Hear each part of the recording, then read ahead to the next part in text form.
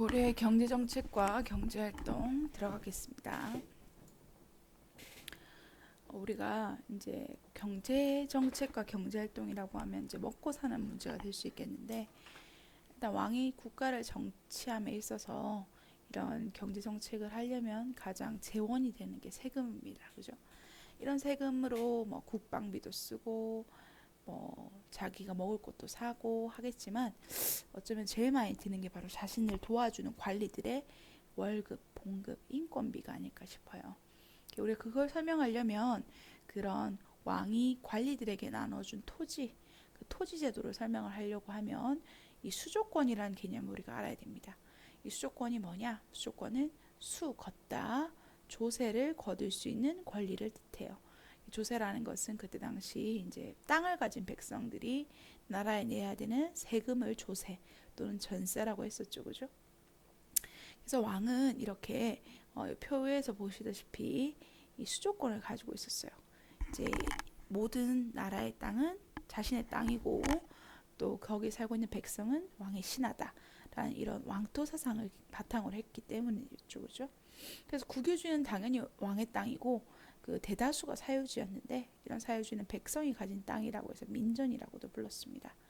근데 이 대다수의 민전 중에 이제 왕이 다 세금을 걷는 것이 아니었어요. 왜냐하면 왕의 입장에서 세금을 자신이 직접 거두면 관리들한테 그걸 줄 때 일단 경상남도 김해까지 내려와서 안 내는 세금 안 내는 백성들을 독촉해서 38 사기동대 이런 거 막 만들어 가지고 세금 내게 하면 그게 다 쌀이잖아요. 곡식이죠, 그죠? 그걸 탈곡해서 다시 개경 서울까지 들고 와서 관리들에게 나눠줘야 되는 거죠, 그죠? 이동비 또 뭐 그것을 뭐 탈곡하는 비용, 기타 재반 비용이 너무 많이 드는 거예요. 또 시간도 많이 걸리겠죠. 이런 어떤 비용을 줄이고, 자, 왕이 생각한 게 뭐냐면 바로 이 수조권을 개인에게 나눠주는 것이었어요.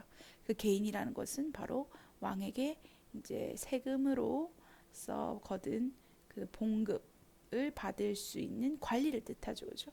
그래서 이런 왕의 이제 아이디어는 이 사유지 민전들 중에 왕이 걷는 땅도 있지만 이런 관리에게 땅을 주어서 관리가 개인적으로 세금을 걷고 탈곡도 하고 월급으로 가질 수 있게 하는 이런 수조권을 나눠주는 형태가 있었어요. 이게 언제부터 시작됐었냐면 신라 시대에도 등장하죠. 노급이라고 배웠을 거예요. 관료전, 그다음 우리가 이번 시간에 배울 역분전, 전식과 조선 시대에 있는 과전법, 뭐 직전법이 다 이런 형태라고 할 수 있겠습니다.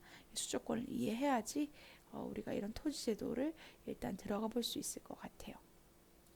그럼 고려 시대에 이런 수조권을 이제 통한 처음으로 땅을 나눠준 형태는 태조 왕건 때였어요. 그래서 공신들, 나라를 세운 공신들에게 역분전이라고 해서 역할에 따라 분 나누어졌다 무엇을 땅을 나누어줬는데, 이것은 관직의 고하, 높낮이에 상관없이 직접적인 공을 세운 사람들에게 더 많은 토지를 주었습니다. 관직이 낮더라도 사람 많이 죽이고 또 공을 많이 세우면 더 많이 준 거예요. 그런 식으로 농공행상적으로 땅을 주었기 때문에 관치가 높은 관리들은 불만이 많았겠죠, 그죠? 그래서 중앙 집권 체제가 광종 때 안정되어 가면서 이때 막 호족 많이 죽이고 막 과거제 실시해서 호족들 힘 약화시키고 노비양금법도 실시하고 공복제 제정해서 관리들의 위기질서 잡고, 그러면서 자연스럽게 그러니까 관직의 높낮이에 따라 차등적으로 토지를 지급하게 되는 전시과가 실시가 되게 됩니다. 경종 때. 이 전시과는 말 그대로 관리에게 전지, 그러니까 이제 논밭이에요. 논밭을 나눠주고 거기서 세금을 걷게 하거나, 시지라고 해서 뗄나무 시자입니다. 뗄감 얻을 수 있는 땅을 나눠주고 거기에서 세금을 거둘 수 있게 한 제도라고 할 수 있겠어요. 관은 우리가 나누다라는 뜻이거든요. 18개의 등급으로 차등적으로 지급했다라는 뜻입니다. 근데 우리 지금 전시가가 한 개, 두 개, 세 개나 되죠, 그죠? 세 번이나 두 번을 고쳤는데요. 처음 정한 전시가를 구분하기 위해 시정, 처음 시작, 시발 할 때 시자죠, 그죠?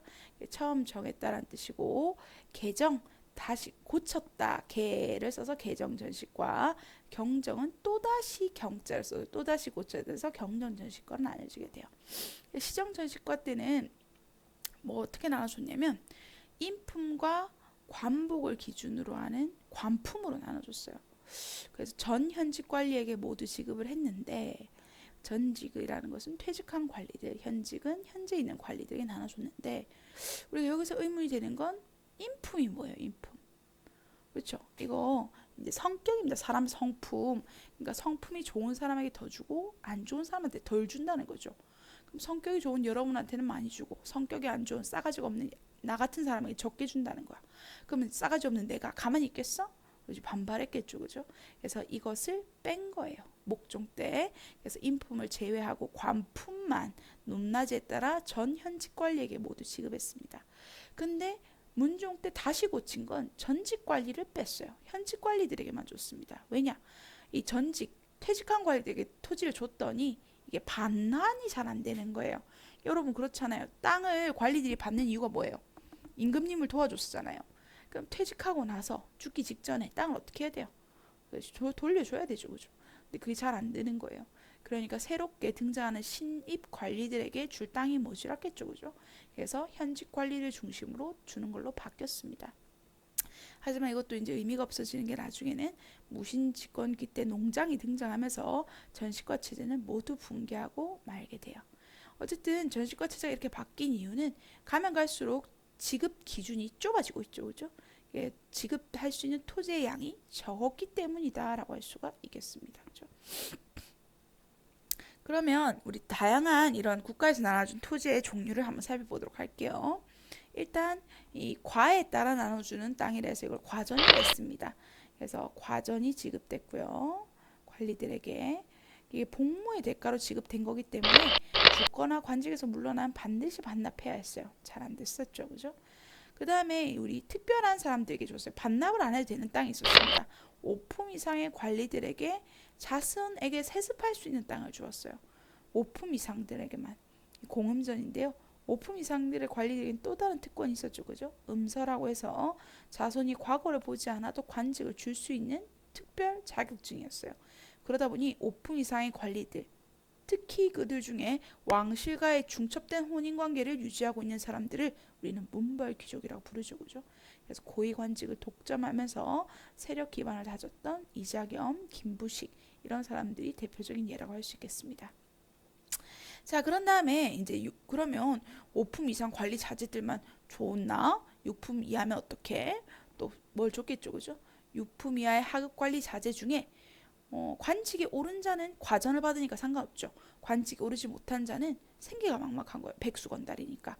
그래서 우리가 쉬다, 쉬고 있다 한자를 써서 쉬고 있는 사람 백수를 한인이라고 하는 거예요.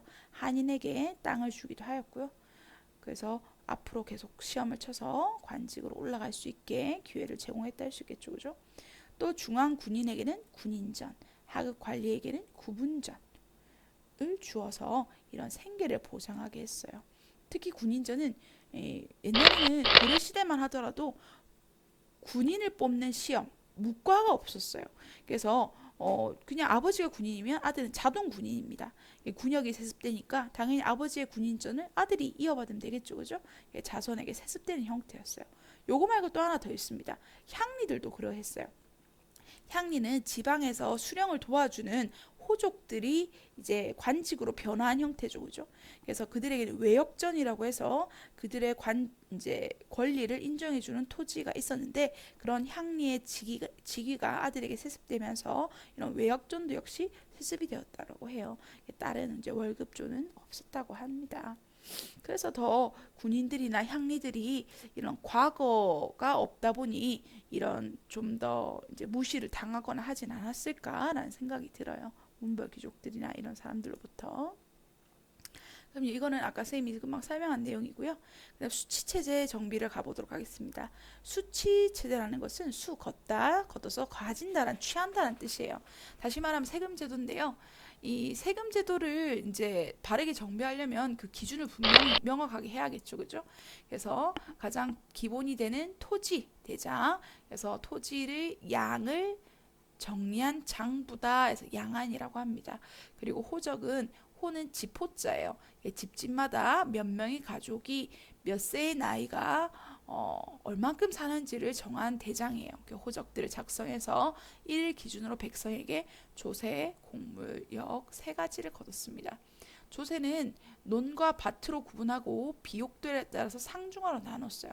수확량의 10분의 1을 부과하였는데 비옥도에 따라 나눈 것으로 보니 나름 이제 합리적인 기준을 가지려고 했겠죠, 그죠?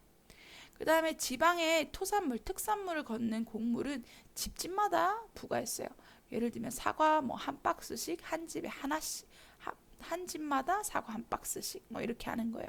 근데 이게 농민들에게 참 큰 부담이었던 게 거의 뭐 농사는 지으니까 조세는 거둔 것을 10분의 1 주면 되는데 이 사과는 집집마다 농사를 안 짓잖아요. 그죠?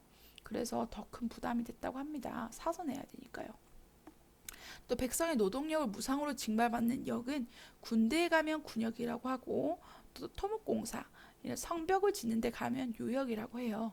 그래서 16세에서 60세 미만의 남자 이 사람들을 정이라고 하거든요. 정남에게 부담을 했다고 합니다. 그 다음에 상인은 상세, 어민은 물고기 소금, 염을 써서 어염세 등을 부과해야 했어요. 자, 자료 1에서 나타난 우리 탐구활동 볼게요. 전시과에서 공음전에 대한 설명이네요. 자료 1에 제시된 토지의 특징을 말하고 이를 지급하게 된 의도를 설명해보자. 누구에게 줬다? 특징이 뭐였어요? 세습 가능하다. 이걸 왜 지급했죠? 5품 이상의 아이고 선생님 이거 까먹었네요. 그죠?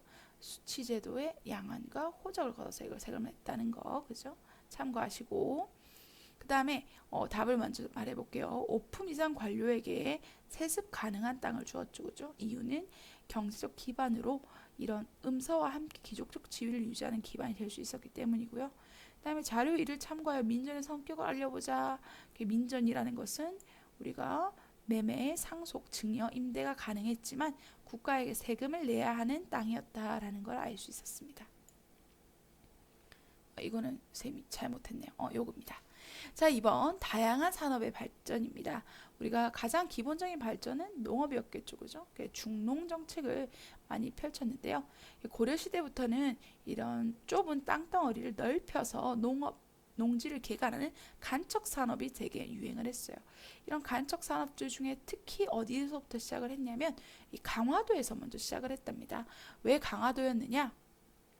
이 강화도는 우리 고려 때 몽골의 침입을 받았을 때 최후가 수도를 강화도로 잠시 옮긴 적이 있었죠. 그죠?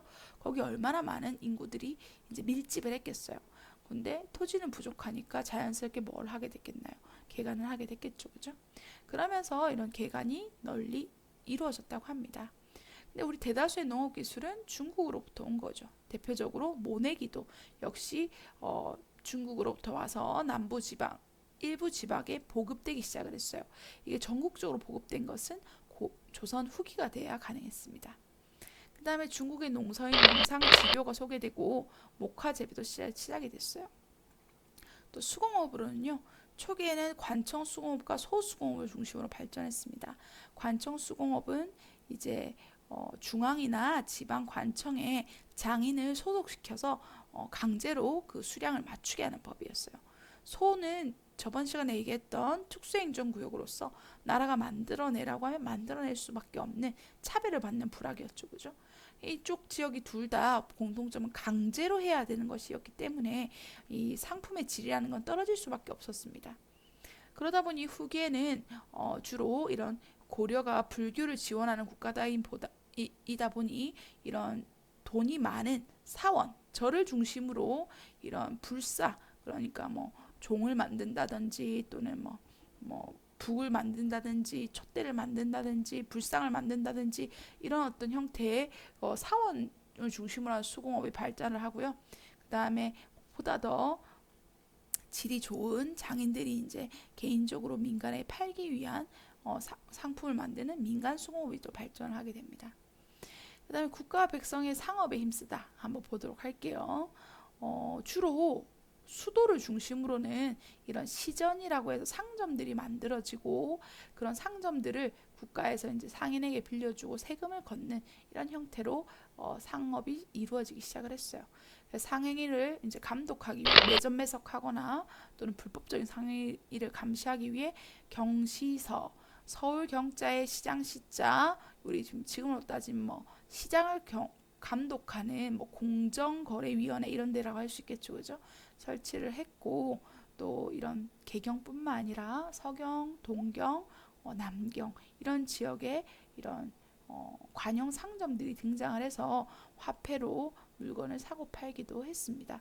하지만 대다수 지방에서는 아직까지 물물 교환에 의존하여 이 상거래가 이루어지기도 했어요. 그래서 화폐의 사용, 전국적인 사용은 조선 후기 유일한 화폐가 상평 통보를 통해서 전국적으로 화폐가 유통이 되었지, 그 전에 등장하는 화폐들은 주조는 되었지만 전국적으로는 이루어지지 못했다는 거. 그죠?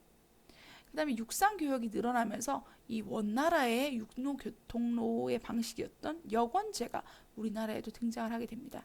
역이라는 것은 특정 뭐 20리면 20리, 100리면 100리마다 이렇게 뭐 이렇게 마구간을 설치하고 이 관리들이 말을 바꿔서 타거나 또는 묵을 수 있는 숙소를 이제 마련하는 것인데요.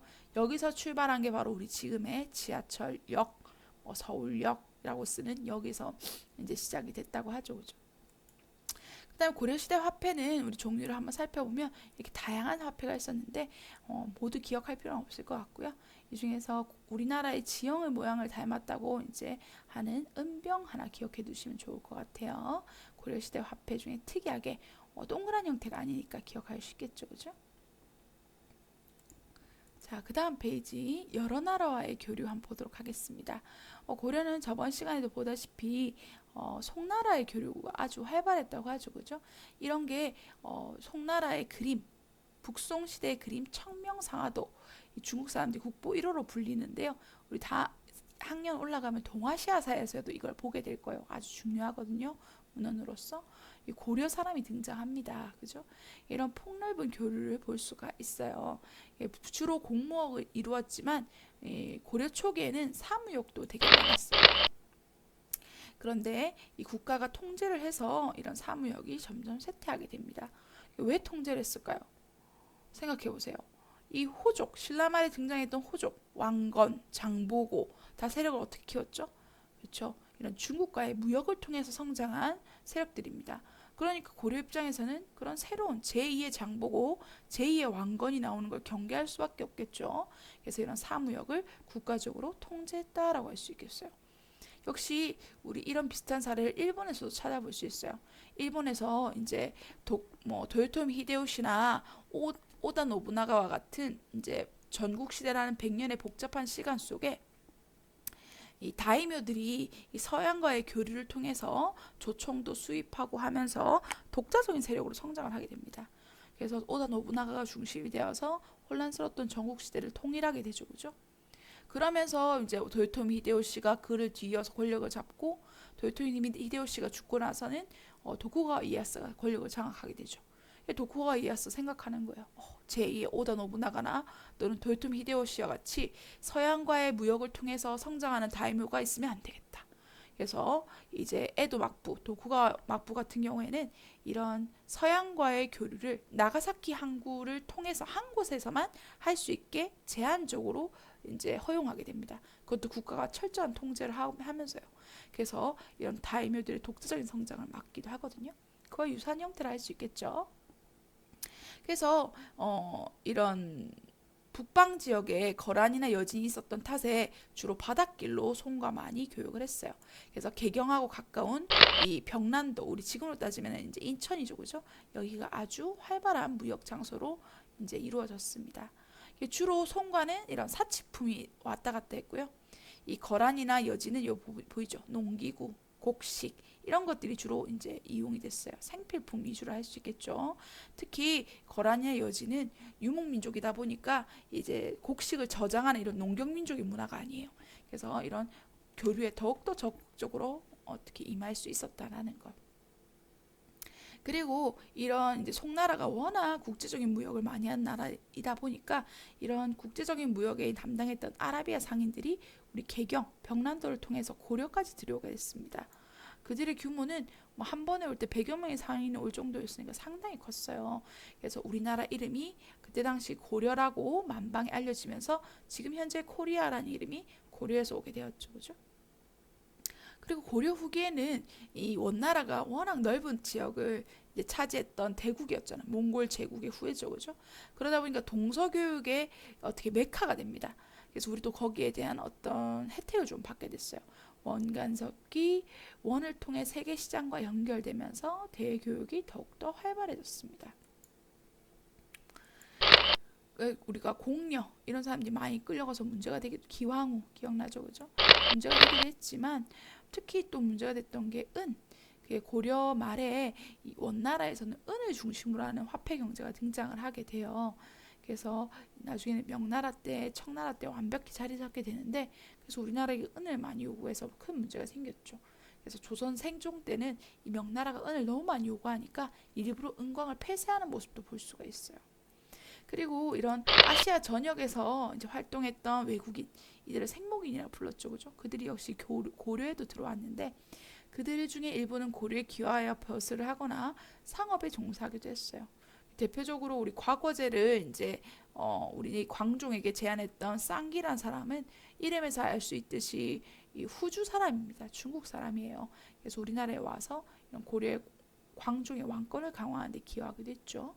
그래서 보면 우리 다양한 이런 본가를 가진 사람들이 있는데 우리 친구들 한번 보세요. 자신의 성씨가 혹시 귀하 성씨는 아닌지 나의 조상님이 생목인은 아니었는지 한번 살펴볼 수 있는 기회가 될 것 같네요. 세계 속의 고려, 고려 속의 세계라고 해서 요 재밌는 부분이 있어요. 쌍화점. 내가 고려 가요로 알려진 얘기라고 했었죠, 그죠? 그래서 이런 얘기들을 한번 재밌게 읽어보고 넘어갈 수 있으면 좋겠습니다. 오늘은 여기까지 하고요. 다음 시간에는 고려의 신분제도와 사회 모습, 사회사에 대해서 들어가 보도록 하겠습니다. 수고하셨습니다.